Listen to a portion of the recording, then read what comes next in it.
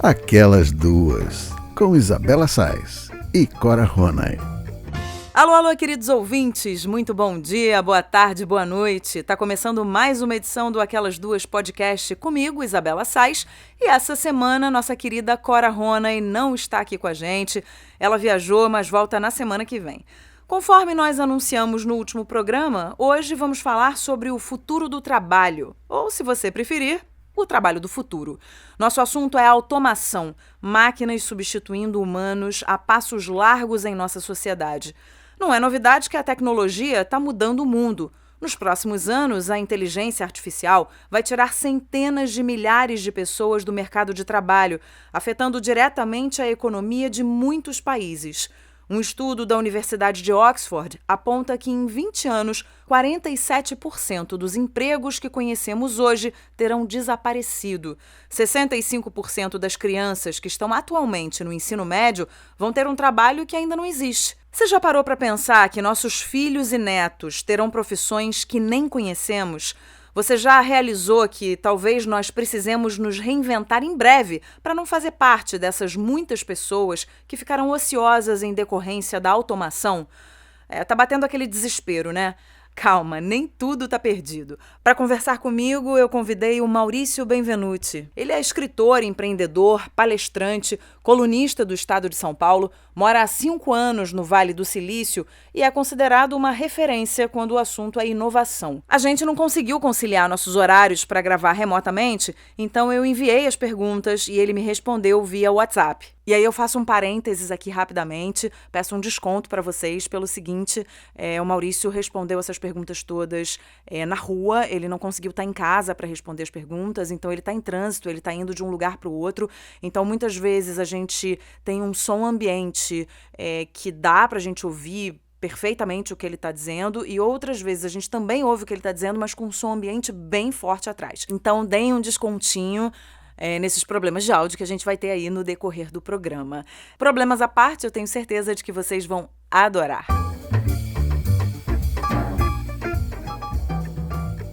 Oi, Maurício, tudo bem? Em primeiro lugar, muito obrigada pela sua participação aqui no Aquelas Duas podcast. Primeiro, eu queria que você contasse para o nosso ouvinte, contasse aqui pra gente, como é que surgiu o interesse por esse assunto tão rico e tão importante, que é pensar o trabalho do futuro ou o futuro do trabalho, enfim, é pensar em como é que a gente vai se virar com essa questão da automação no futuro, que não é um futuro tão distante assim, ele está mais perto do que a gente imagina. Esse é um tema super pertinente, Bela, e assim, para contextualizar, existe uma empresa chamada Kaggle. Essa empresa foi comprada pelo Google em 2017 e o que ela é? Ela é uma grande comunidade de programadores global. E constantemente a Kaggle lança desafios para essa comunidade.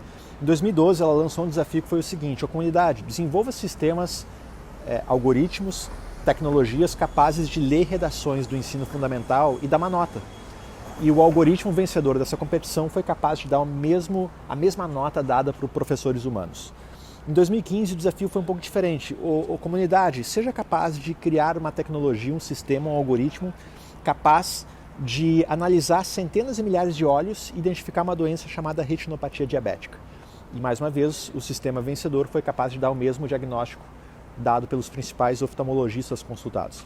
Então, Bela, o ponto é o seguinte, talvez um professor seja capaz de ler 10, 15 mil redações ao longo de uma vida, um oftalmologista analisar 50, 60 mil olhos ao longo de uma carreira, mas uma máquina é capaz de analisar milhões de olhos, ler milhões de redações em segundos, forever, para sempre. Então, posto isso, Bela, em atividades que demandam alta quantidade de dados, repetição e busca de padrões, para esse tipo de atividade, as máquinas hoje já são muito melhores que nós e vão continuar sendo melhores, mais baratas e mais acuradas que nós, seres humanos. Mas qual é a grande limitação da tecnologia? A grande limitação é que para a tecnologia ser inteligente, para as máquinas serem inteligentes, elas precisam ter vivido algo muitas vezes antes. Elas precisam ter vivido uma situação repetidas vezes no passado. Essa é a grande limitação da tecnologia. Para ela ser inteligente, ela tem que ter vivido uma situação muitas vezes antes de forma recorrente. E nós, seres humanos, não. A gente tem esse dom que a natureza nos deu de poder tomar decisões sem ter um histórico em relação a um determinado tema. A gente consegue lidar com novidades, com surpresas. Então, em situações que envolvem novidades, surpresas, situações inusitadas, tomada de decisão sem base histórica, criatividade, é ali onde nós fazemos a diferença. Então, posto isso, desculpa dar uma resposta um pouco mais ampla, mas é para contextualizar. Eu estudo muito o tema futuro do trabalho e é um tema delicado. Então, posto isso, Bela, talvez o futuro de cada emprego esteja na resposta à seguinte pergunta: até que ponto esse emprego pode ser reduzido a atividades repetíveis, imutáveis e em tempo integral? Até que ponto esse emprego, esse trabalho pode ser resumido em um checklist? Então, para você que está nos escutando agora, se o que você faz, você pode traduzir o que você faz num conjunto de tarefas, num checklist, onde todo dia você executa a tarefa 1, 2, 3, 4, 5, até a tarefa 20, todos os dias você faz essas 20 tarefas todo dia, toda semana, todo mês, todo ano, sinceramente você já trabalha que nem um robô, que nem uma máquina. E se você trabalha que nem uma máquina, as máquinas vão fazer o que você faz num curto espaço de tempo, melhor, mais rápido e mais barato do que você. Agora, se o seu emprego, você não consegue traduzir ele num checklist. Por quê? Porque eu faço aqui atividade 1, a 2, a 3, eu já tenho que envolver outras pessoas, eu já tenho que usar criatividade, já tenho que tomar uma decisão aqui sem base histórica. Se eu não consigo reduzir em um checklist a minha atividade, possivelmente eu estou inserido num campo onde, num médio e longo prazo, a tecnologia ainda não é tão eficiente quanto eu, humano. Então, quando a gente fala de futuro do trabalho, os papers e os principais artigos que tratam disso colocam o fator humano como sendo um fator cada vez mais presente no escopo das profissões do futuro. O fator humano, da criatividade, dos relacionamentos, das situações sociais. Então quando a gente olha o futuro do trabalho, esse certamente é um tema que aparece com muita frequência, a questão da humanização das profissões. E sabe de uma coisa, Bela? O ser humano é um ser criativo pra caramba nos finais de semana. Pega o ser humano, você que está nos escutando agora, poxa, analisa você no sábado, no domingo, no feriado. Olha, o ser humano nos finais de semana, nos sábados, domingos e feriados, é um ser criativo, assim, como nenhum outro.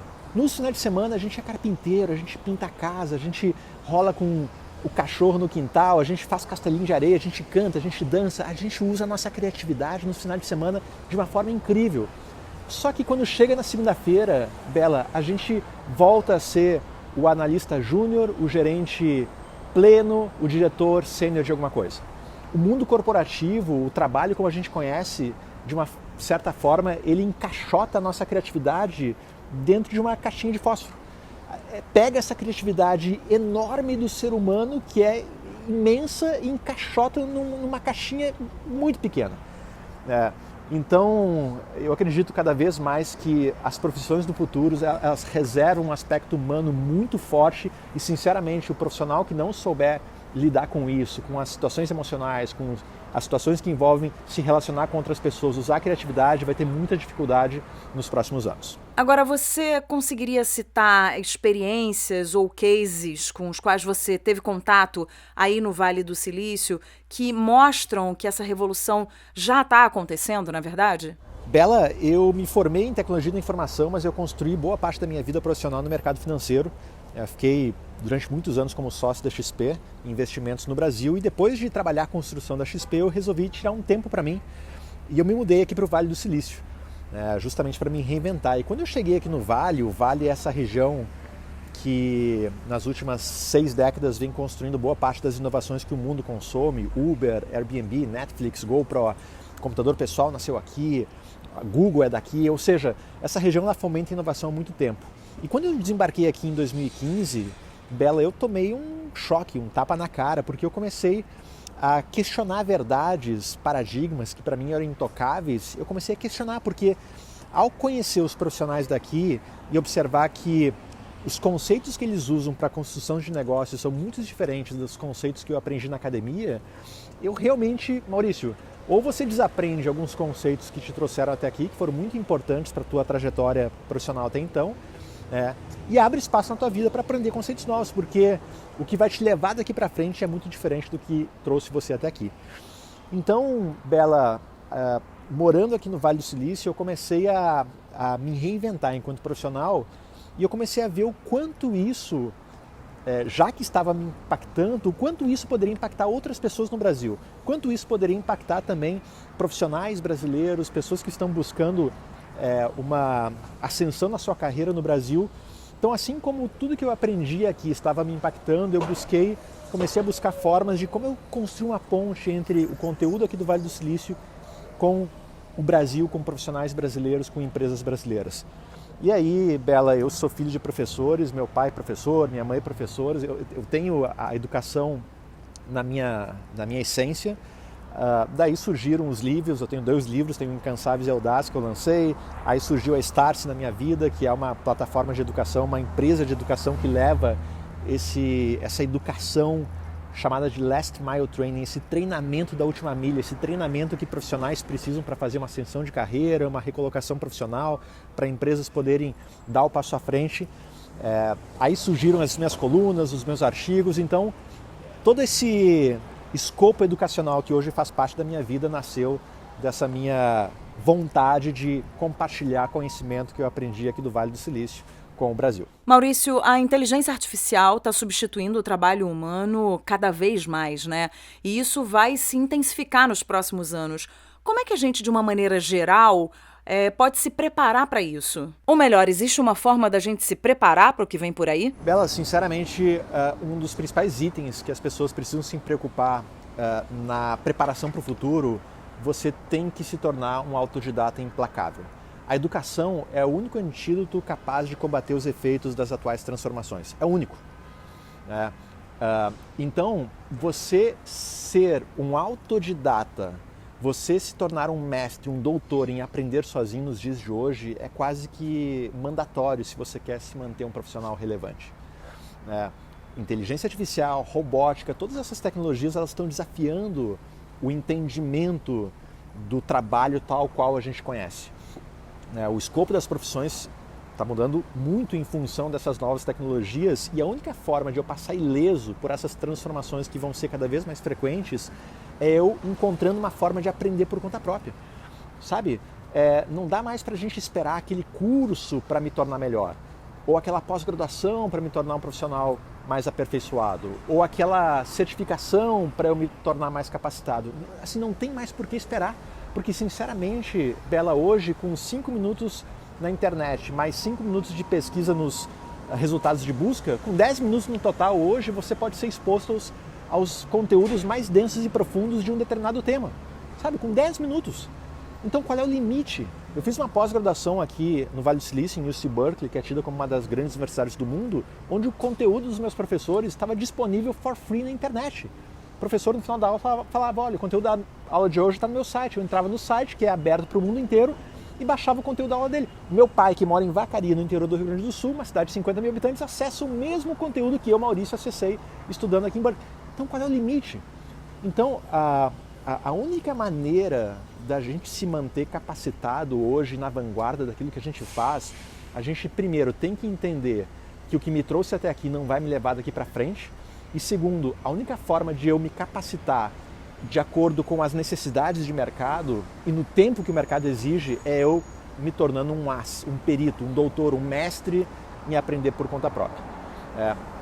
A autoaprendizagem ela é fundamental para os profissionais nos dias de hoje. Pois é, agora muitas das crianças que hoje estão no ensino médio, por exemplo, terão profissões que ainda não existem. Como é que as escolas e as universidades devem se preparar para formar essas pessoas? Porque, pelo que eu vejo e pelo que eu sinto, as escolas e as universidades ainda não estão 100% preparadas para formar essas pessoas para o futuro, né? Então, o que tem que mudar na mentalidade e nos projetos pedagógicos dessas universidades e dessas escolas para que elas insiram melhor esses estudantes no mercado de trabalho no futuro? Esse é um excelente ponto, porque, segundo o Fórum Econômico Mundial, 65% das crianças que estão hoje na primeira série vão trabalhar em atividades que ainda não existem. Eu acredito muito que a minha filha Antonella, que tem 3 meses de idade hoje, ela vai trabalhar em algo que eu não consigo definir hoje, em 2019, o que vai ser. Assim como meu pai, quando tinha a minha idade, meu pai tem 84 anos hoje, quando ele tinha 38 anos, jamais passava pela cabeça dele que a profissão de programador, de engenheiro de software, seria a profissão mais demandada no mundo em 2019, né? Que hoje é a profissão mais demandada do planeta. Jamais. Por quê? Porque era uma profissão que na época dele não existia. Ou se existia, era tão pouco representativa que não dava para quantificar. Inclusive tem uma universidade aqui no Vale chamada Udacity, que ela só possui graduações para profissões que ainda não existem. Por exemplo, tem graduação para engenheiro de carro autônomo, tem uma graduação para ser um AI Trainer, um Artificial Intelligence Trainer, um treinador de inteligência artificial que treina a máquina para a máquina ser melhor.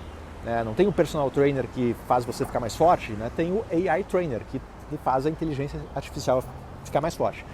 Mas eu acho que o ponto em relação à educação, e esse é um assunto que eu particularmente estudo muito, porque é dentro da minha área de atuação, eu acredito, Bela, que não só a tecnologia tem um papel fundamental no futuro da educação, mas eu diria a forma. Sabe por quê? Porque grande parte do sistema educacional do mundo, ele foi construído há 150 anos atrás para formar os operários que as indústrias surgidas na Revolução Industrial tanto precisavam. E aí o modelo de colocar 30, 40 alunos numa sala, colocar um professor e ensinar em massa a mesma coisa para todo mundo e cobrar o mesmo de todos de uma forma igual, foi fantástico. Foi isso que produziu as sociedades manufatureiras da época, né? A educação dessa forma como a gente conhece hoje transformou uma era agrícola, né, numa potência industrial. Porém, a gente não vive mais naquela época, né? E a gente não vive também mais o mundo dos nossos pais e avós. O mundo hoje é muito diferente. E eu diria que a educação, a forma como a gente educa as pessoas, ela precisa deixar de ser massificada para passar a ser individualizada. Eu vou te dar um exemplo. Conheci uma escola aqui na região aqui do Vale do Silício, e aí no tour que eu fiz na escola, a professora me falou: Maurício, como é que você resolveu um problema de matemática quando você era jovem? Como é que era a questão da prova de matemática, do problema da prova? Aí eu disse, eu não entendi muito bem a pergunta dela, mas olha, eu lembro que os problemas de matemática, assim, tinha X vale tanto, Y vale tanto, acontecia alguma coisa ali no problema, acho valor de Z. Eu respondi isso para ela. Ela falou assim: Maurício, aqui nos Estados Unidos também é assim que a gente aprende a resolver um problema de matemática. Mas como é que qual é o problema da prova de matemática aqui dessa escola? Prova de matemática. Problema: quantos carros cabem em uma rodovia? Interrogação. Então, Bela, o que ela me falou foi o seguinte: cada aluno vai encontrar a sua forma para resolver esse problema. Ou seja, cada aluno vai identificar quais variáveis vai utilizar, se vai utilizar muitas variáveis, poucas variáveis, quais os valores dessas variáveis. Ou seja, uma resposta para essa pergunta, considerando uma rodovia de 1 km, considerando que essa rodovia tem 3 faixas, considerando que cada carro em média tem 3 metros, segundo essas condições que eu criei, nessa rodovia cabem tantos carros. Entendeu? Então olha só, é a forma. Sabe por quê? Aí a professora me disse, por que a gente ensina assim?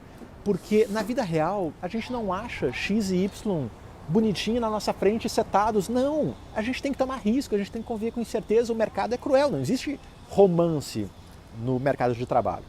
Romantismo existe nos filmes, mas não na vida real. Então, cada vez mais a gente vai ter que aprender a tomar decisões com mais incertezas, tomando risco. A vida é feita, a vida profissional ela é feita de tomadas de risco, de incertezas, de situações inusitadas que envolvem a gente analisar dados com certas variáveis. Então eu acredito muito que a educação, o ensino tem que se aproximar da vida real de uma forma cada vez mais estreita, intensa e rápida.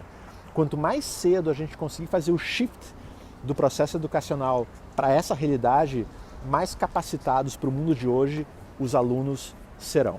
É isso que a minha empresa realiza hoje. A Startse é uma empresa de educação que busca justamente capacitar as pessoas para as habilidades e capacidades e competências que o mercado exige hoje.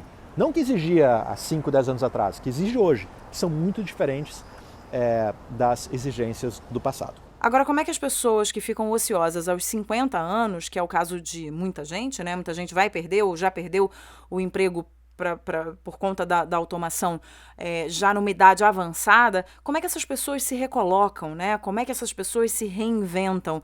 Principalmente as pessoas que têm empregos de baixa qualificação. Bela, a consultoria McKinsey divulgou um estudo onde ela comparou a quantidade de horas trabalhadas em 2016 nos Estados Unidos em empregos que envolvem determinadas competências e a estimativa de horas trabalhadas nesses mesmos empregos em 2030. E o resultado dessa pesquisa foi o seguinte: vai diminuir a demanda por profissionais que possuem habilidades cognitivas de baixo nível, que envolvem profissões onde eu tenho que apenas aprender, lembrar e executar algo repetidas vezes. Da mesma forma, vai diminuir a demanda por competências físicas e manuais, justamente por conta da chegada da robótica e da mecanização. Em contrapartida, vai aumentar a demanda por profissionais que possuem competências que a pesquisa chamou de alto nível, que não envolvem apenas eu ter que aprender, lembrar e executar algo repetidas vezes, não, que envolve eu ter que avaliar, decidir, criar, usar o que a gente tem dentro da nossa cabeça, a nossa criatividade no nosso dia a dia. Vai aumentar a demanda por esse tipo de competência, assim como vai aumentar a demanda por profissões e por profissionais que possuem competências sociais e emocionais e também competências tecnológicas. A tecnologia é dita como a próxima matemática, né? O conhecimento lógico tende a ser necessário, pelo menos no seu nível básico, para qualquer profissão. Então, acho que esse estudo mostra um pouquinho para onde caminha as competências mais valorizadas do amanhã e, independente da idade, independente do perfil das pessoas, acho que a gente nunca teve diante de tantas possibilidades para nós, enquanto sociedade, podermos humanizar as relações profissionais que fazem parte do nosso dia a dia. Claramente, profissões vão desaparecer, isso está claro, outras profissões vão surgir, e a capacidade das pessoas se requalificarem ao longo do tempo, como a gente já falou aqui, de desenvolver a autoaprendizagem, de aprender por conta própria, de se requalificar na medida em que os anos passam, isso é vital para eu me manter relevante dentro daquilo que eu me proponho a fazer. Você acha que as pessoas que trabalham com tecnologia estão a salvo dessa situação toda, já que a automação depende dessa área para sobreviver? A automação depende da tecnologia, mas os profissionais que vivem o mundo da tecnologia, a tecnologia é uma das áreas que se torna obsoleto numa velocidade mais rápida que as demais, justamente por tudo dentro do mundo de robótica e inovação, tudo a curva de durabilidade de uma competência nessas áreas ela é muito pequena, então os profissionais de tecnologia eles têm que se requalificar numa velocidade sem precedentes. Eu sou formado em tecnologia e tudo que eu aprendi há 15 anos atrás na minha faculdade, ou quase tudo, não serve mais. Absolutamente, não serve mais, porque as linguagens de programação são outras. Então, eu diria o seguinte, Bela, assim, todo segmento está sofrendo de uma forma mais ou menos intensa os efeitos das atuais transformações. E para esse grupo de profissionais, para a minha geração, que tem 38 anos, que também faz parte do grupo da sua geração, no meu ponto de vista, o próprio sentido de emprego, tal qual a gente aprendeu e conheceu, está sendo questionado. Porque aquela jornada de trabalho semanal das 9 às 6 da tarde, de segunda a sexta, será que é esse o formato de emprego que a sociedade nos próximos anos vai conviver no dia a dia? Sinceramente, eu não sei. O Alvin Toffler foi um grande futurista que nos deixou em 2016. Ele deixou uma frase para mim que resume muito o mundo que nós vivemos hoje. Segundo Toffler, os analfabetos desse século não são as pessoas que não sabem ler e escrever, mas sim os incapazes de aprender, desaprender e aprender de novo. E eu acredito que em 2019, a sociedade, principalmente essa nossa geração dos 30 aos 45 anos, ela precisa exercer o hábito de desaprender com uma certa propriedade. Sabe, desaprender alguns conceitos que nos trouxeram até aqui e abrir espaço na nossa vida, na nossa cabeça, para aprender conceitos novos, porque são esses conceitos novos que vão nos levar daqui para frente. E eu acho que aí um ponto fundamental dentro dessa nova jornada que se apresenta é o seguinte: as novas profissões e essas novas empresas que hoje fazem parte das nossas vidas e que a gente usa todos os dias e que talvez a pessoa que está nos escutando agora já usou essas empresas dessa nova geração hoje, nesse dia agora, 1, 2, 3, 4, 5 vezes, essas empresas, quando a gente observa a natureza delas, claramente elas nascem com o pé naquilo que pode e o outro pé não naquilo que não pode, mas naquilo que ninguém disse que não pode. Com o pé naquilo que dá e com o pé naquilo que ninguém disse que ainda não dá, sabe? Então, olha, o Uber pode ou não pode? O Airbnb, que é aquele modelo de negócio que você pode alugar uma parte da sua residência para quem quer hospedagem, dá ou não dá? O Spotify fere os direitos dos músicos ou não fere? Netflix fere os direitos autorais ou não fere? Tesla fere as regras de venda de carros sem concessionária ou não fere? Então, observa, é sempre naquele limite do dá e não dá. Então, as grandes oportunidades hoje, elas estão surgindo não mais no senso comum, mas elas surgem nas bordas, nas fronteiras, nos limites do senso comum. Não no senso comum, nos limites. E aí, uma das grandes propriedades que os profissionais de hoje precisam desenvolver para conseguir encontrar essas brechas, esses gaps que hoje estão nos limites do senso comum, eu tenho que ser, nos dias de hoje, Bela, um pouco mais desobediente. Eu tenho que exercer o hábito de questionar, de interrogar, de desobedecer um pouquinho aqueles padrões que a grande maioria da sociedade enxerga como verdade e a gente sabe, mas será que é tão verdade assim? Então, o presidente Barack Obama, quando esteve no Brasil no início de 2019, ele falou uma frase que para mim me marcou muito, que ele disse o seguinte: as decisões que eu tomei que mais impactaram os Estados Unidos foram aquelas que haviam mais pessoas discordando de mim do que concordando. E sabe por que isso é importante? Porque a gente tende, enquanto grupo, a tomar decisões baseadas no senso comum. Sabe, quando eu estou numa reunião com 10 pessoas e rapidamente a gente chega a um consenso, primeiro, pode ser que aquela decisão que nós tomamos seja melhor e a gente teve a dádiva de conseguir chegar a essa conclusão rapidamente, mas eu costumo sempre ponderar um segundo ponto.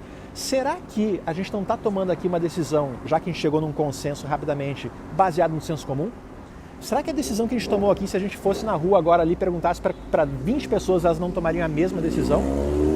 Então, desobedecer, questionar, interrogar nos dias de hoje é fundamental. E é fundamental por quê? Porque boa parte das normas e das regras que regem a nossa sociedade, elas foram construídas há 30, 40 anos atrás.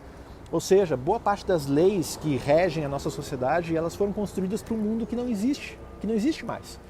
Então, essas situações que a gente vê, quando o Uber chegou no Brasil, caos, os patinetes quando chegaram no Brasil, caos, isso não só no Brasil, mas em outras partes do mundo, elas vão continuar repetindo, porque sempre quando a gente tenta colocar o novo no antigo, acontece isso. Então, para me manter relevante, seja eu na geração dos 30 aos 45 anos, mas isso vale para todas as gerações, eu tenho hoje que questionar mais, eu tenho que exercer o hábito de desobedecer à normalidade das coisas. Eu tenho certeza aqui que a pessoa que está nos escutando entendeu o real sentido da palavra desobediência que eu quis colocar aqui. Então, acho que os desobedientes, os interrogadores, os questionadores, eles nunca tiveram tanta oportunidade para se tornarem profissionais relevantes quanto nos dias de hoje. Agora, Maurício, especialistas sugerem uma renda básica universal.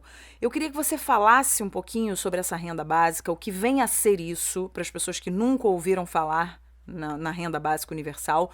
E também falar sobre a questão que é a seguinte: o que é básico para mim pode não ser básico para você, né? Então, o que é básico nessa renda básica universal, né? E o que está embutido nisso é uma questão ética muito delicada. Conta um pouquinho pra gente sobre essa renda básica universal.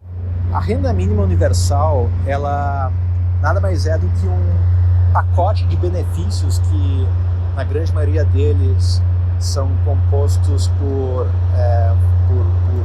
dinheiro, entregues para as pessoas para elas poderem ter uma condição de vida mínima. Então, ou seja, a população recebe um conjunto mínimo de benefícios para poder viver com dignidade durante esses tempos de profundas transformações. Sinceramente, Bela, eu acredito muito pouco nisso. Na minha visão, isso não resolve o problema, porque o problema que a gente tem hoje não são os 13 milhões de desempregados, não é desemprego, é requalificação. Como é que a gente requalifica uma massa de trabalhadores, não só no Brasil, mas no mundo, para essa nova realidade, para essas novas exigências? Você sabe, Bela, os multirões dos empregos que várias empresas brasileiras fazem, mais da metade das vagas oferecidas não são preenchidas. Vagas que envolvem habilidades básicas, que exigem requisitos mínimos, vagas de empacotadores, vagas não são preenchidas. Então, o fato é, a renda mínima universal, ela não resolve um problema que é muito mais crítico, que é um problema social, é um quadro social de como é que eu transformo a maneira como eu educo a minha população para que de fato ela se torne preparada para esse mundo que a gente vive hoje. O fato é que a gente tem hoje um modelo de capacitação das pessoas que foi construído para um mundo que simplesmente, como a gente já falou aqui anteriormente em outras perguntas, para um mundo que já acabou, que não existe mais. Então, eu acredito que essas iniciativas, renda mínima universal e tantas outras, elas podem dar um alento para as pessoas, mas definitivamente não resolvem o problema. E ainda pensando em preservar os humanos em algumas profissões, eu fiquei pensando que talvez você criar um decreto ou uma lei que estipule que uma empresa não pode ter 100% de automação, mas sim 30% de trabalho humano e 70% de automação, enfim, que você tenha ali uma janela para que essas pessoas não deixem de trabalhar e não fiquem ociosas, pelo menos parte delas, poderia ser eficaz. Será que realmente tem eficácia esse pensamento, esse tipo de ação, ou não? Não é o caminho de você segregar uma corporação. X% tem que ter trabalho manual, X% tem que ser trabalho mecanizado. Acho que, assim, longe de ser esse o caminho. Eu acredito que no mundo corporativo, a gente, assim, a grama do vizinho hoje não é mais verde que a sua, ela é digital. Então, ponto 1. Qualquer negócio hoje em dia, independente de qual seja, tem que pensar nessa nova fronteira que se abriu, chamada mundo digital. Mora aqui no Vale do Silício e transformação digital, que é a palavra da moda no Brasil, isso aqui já passou. Aqui, quem fala em transformação digital aqui já fala do passado, de algo que já... por quê? Porque não tem como pensar hoje um negócio sem você colocar em algum ponto embaixo do teu guarda-chuva a questão digital.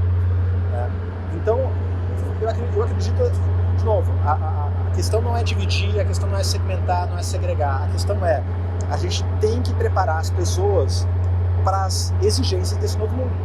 Essa é a demanda.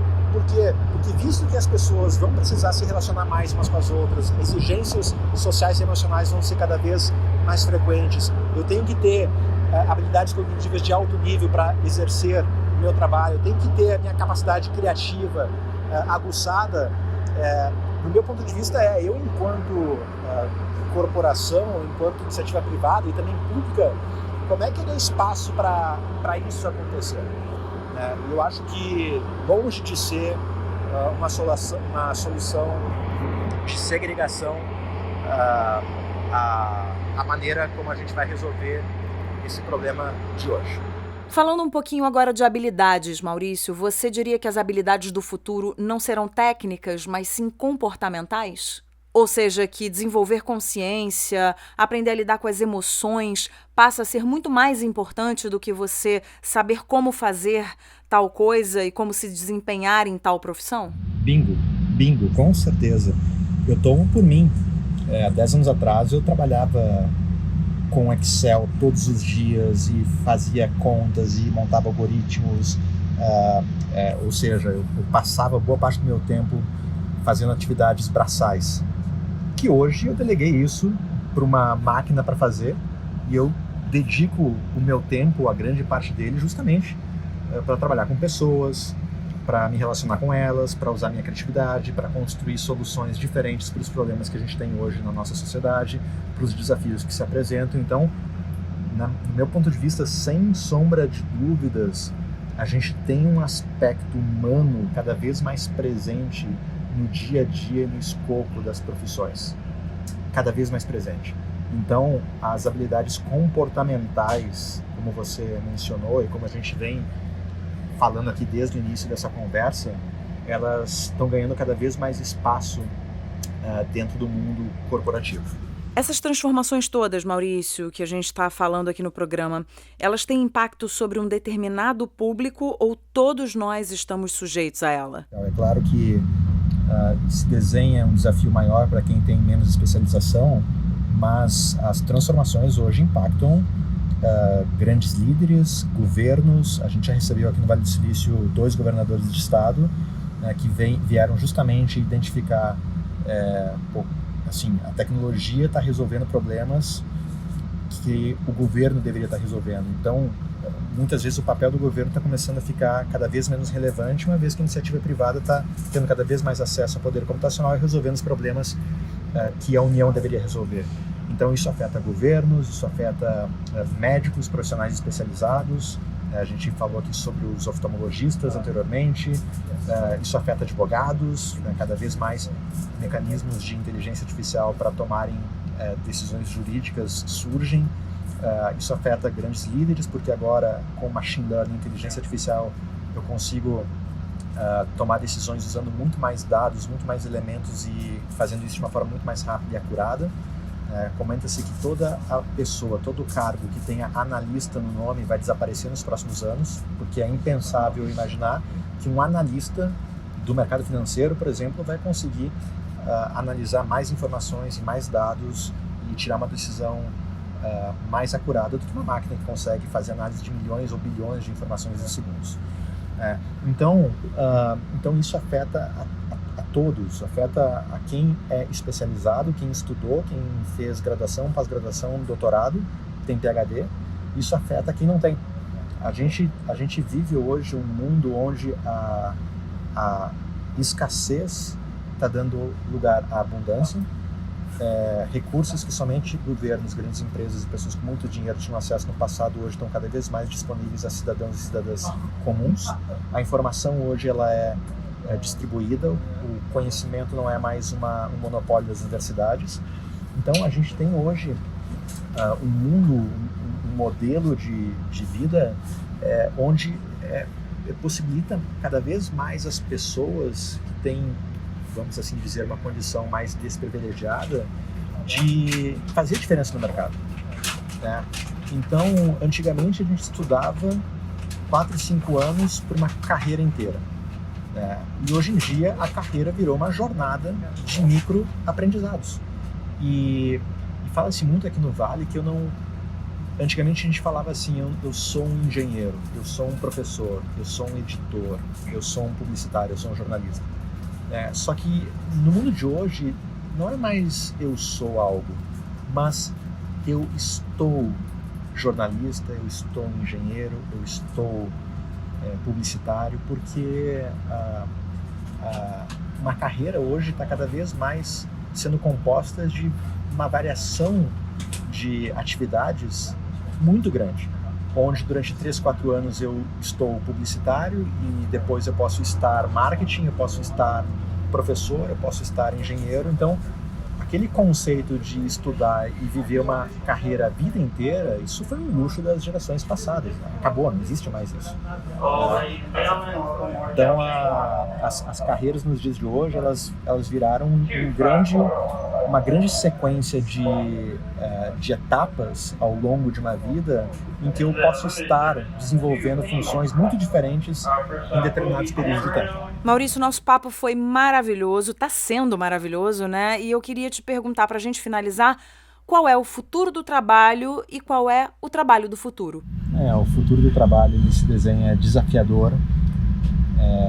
Thomas Friedman, que é um grande colunista do New York Times e best-seller, vários livros, ele fala o seguinte: para a geração dele era mais fácil, porque eles tinham apenas que encontrar um emprego. Mas nossos filhos, ou seja, a geração atual, vai precisar inventar um. Então, nesse mundo onde a criatividade do ser humano tende a ser cada vez mais valorizada, não dá mais, por exemplo, para eu, enquanto empresa, contratar alguém e dizer para esse alguém o que ele tem que fazer. Mas não, o que eu tenho que fazer agora é eu contrato alguém para que essa pessoa diga o que eu, organização, tenho que fazer. Porque só assim eu consigo explorar o verdadeiro potencial que existe dentro da cabeça de cada ser humano desse planeta.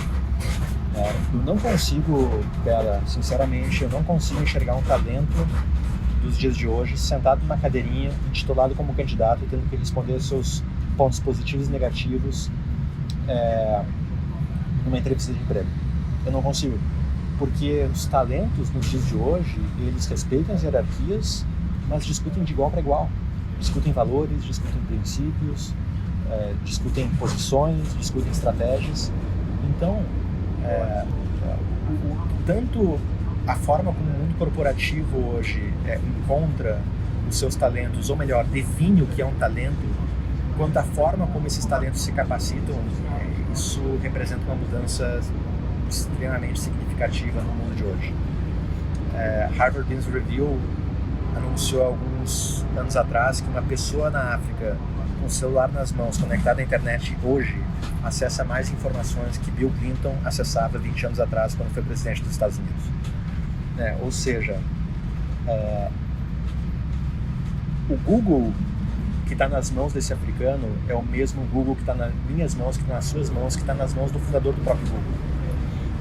A tecnologia, mais uma vez, está democratizando as coisas, está reinventando profissões, reinventando empregos, reinventando o comportamento do mundo corporativo e, na minha visão, enfatizando mais uma vez o que a gente conversou aqui ao longo de todo o nosso talk aqui, o lado humano, o lado criativo, o que nos faz essa espécie maravilhosa tende a ser cada vez mais valorizada no escopo e na esfera profissional daqui para frente.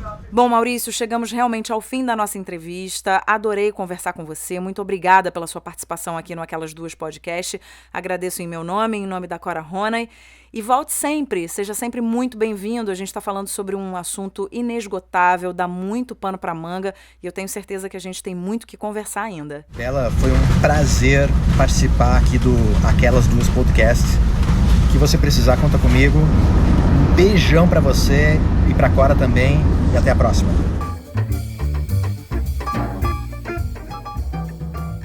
É isso, queridos ouvintes, o programa chegou ao fim, espero que todos vocês tenham gostado muito do nosso papo hoje. Semana que vem, Corinha já está de volta, então a gente vai retomar os nossos papos, nosso tricô semanal sobre os principais acontecimentos da semana em todas as áreas, então você não perde por esperar.